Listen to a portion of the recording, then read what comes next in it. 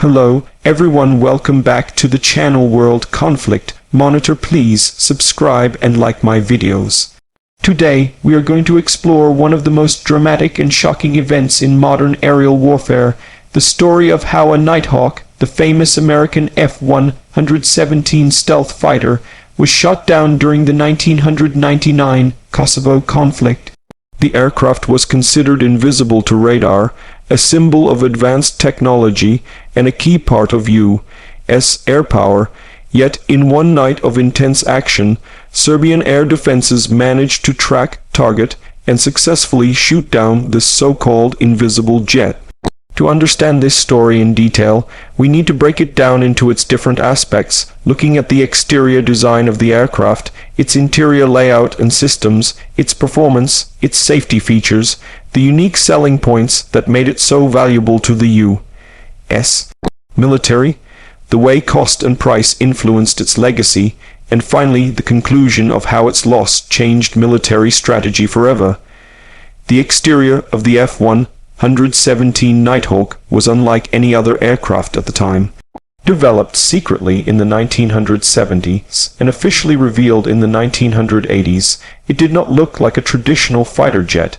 Instead, its sharp angular surfaces, flat panels, and faceted design gave it a futuristic and almost alien appearance. Every part of its exterior was designed with one goal in mind: to deflect and absorb radar waves so the aircraft would appear nearly invisible on enemy radar screens. The skin of the aircraft was coated with radar, absorbing material, and the entire fuselage was shaped in such a way that radar signals would scatter instead of returning to enemy systems. Even the engine exhaust was carefully shielded and cooled to reduce infrared signatures. In short, from the outside, the F-117 was not built for beauty or aerodynamics in the traditional sense. It was built for stealth. And this stealthy exterior gave the United States confidence that it could fly deep into enemy territory without being detected, allowing it to hit heavily defended targets with minimal risk. Moving into the interior, the F-117 was equally revolutionary, though its cockpit was not as large or advanced as some might imagine.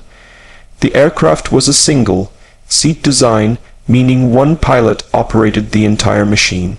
Inside, the cockpit was packed tightly with displays, switches, and controls designed to give the pilot maximum situational awareness. Unlike modern glass cockpits with wide touchscreen panels, the Nighthawk's interior was somewhat cramped and had smaller, dedicated screens showing navigation, radar warning receivers, weapons status, and targeting information. One of the biggest strengths of the interior systems was its integration with advanced avionics and navigation.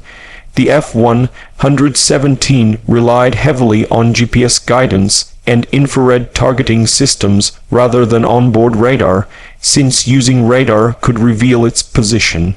The cockpit also had a heads-up display that projected critical information directly in front of the pilot's eyes, reducing the need to look down. Despite the small space and limited comfort, pilots trained intensively to use every button and switch efficiently. This interior was not about luxury, it was about precision, stealth, and survivability in hostile skies. When flying long missions, the interior could feel claustrophobic, but it represented the cutting edge of military avionics at the time. The performance of the Nighthawk is another critical area. Unlike traditional fighters such as the F-16 or F-15, the F-117 was not designed for speed or agility. In fact, it was subsonic, meaning it did not fly faster than the speed of sound. Its top speed was around 600 miles per hour, and its range allowed it to strike deep into enemy territory without needing constant refueling. Its strength lay in stealth, not dogfighting. The aircraft carried its weapons internally, usually precision, guided bombs such as laser, guided or GPS-guided munitions. The design ensured that it could penetrate heavily defended areas, release its bombs with pinpoint accuracy, and escape undetected.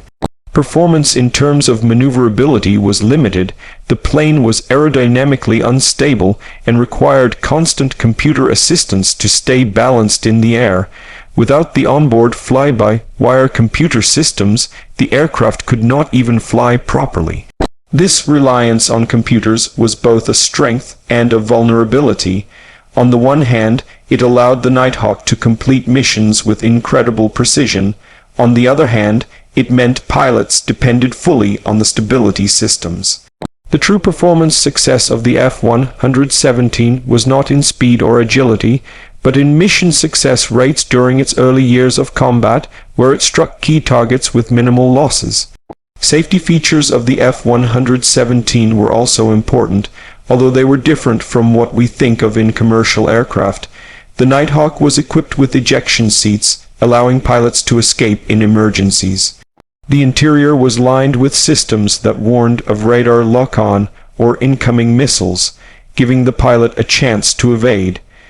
The aircraft's stealth exterior itself was considered the ultimate safety feature, since it was supposed to keep the pilot safe by preventing detection in the first place. However, once that stealth was compromised, the Nighthawk had few defensive measures compared to conventional fighters. It did not carry air-to-air missiles, and it could not out-maneuver enemy jets or missiles in close combat.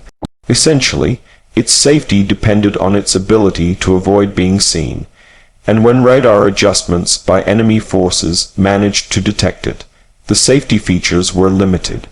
During the night it was shot down, the Serbian military used modified radar systems, patience, and clever tactics to catch the Nighthawk when its bomb bay doors opened, creating a temporary radar reflection.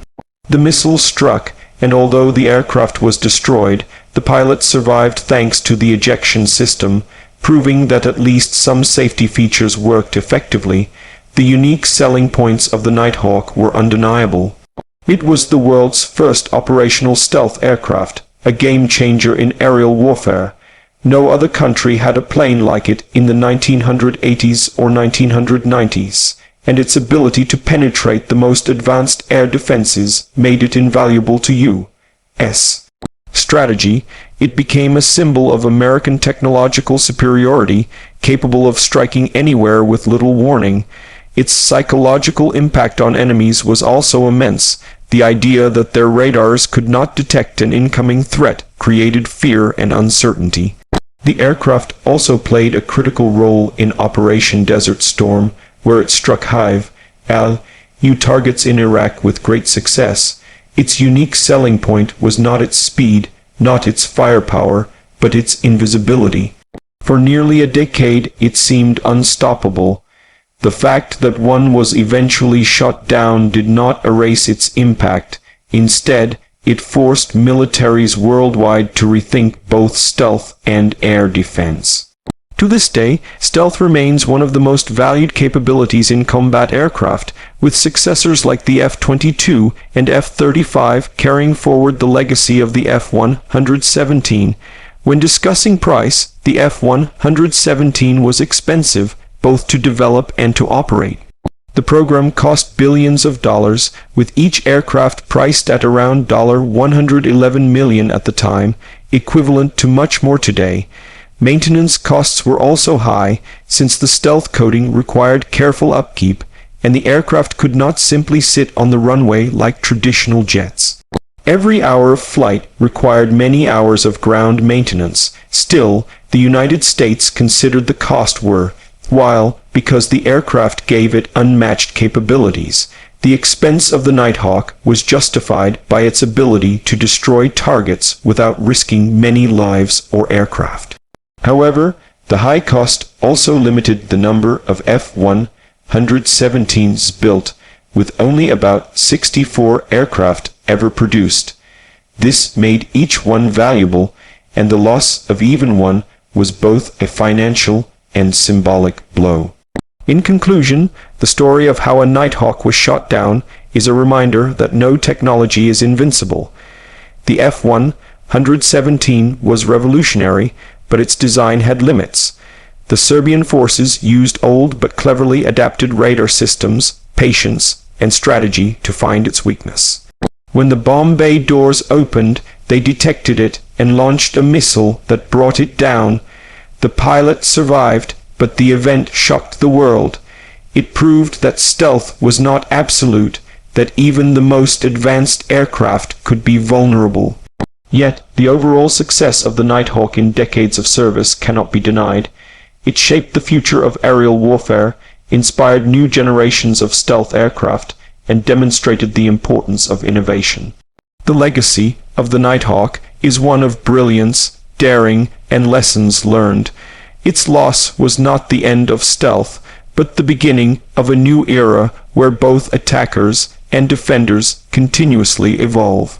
Today, the downing of the Nighthawk remains one of the most studied and debated events in military aviation history, showing that in war, no advantage lasts forever, and every system has a counter.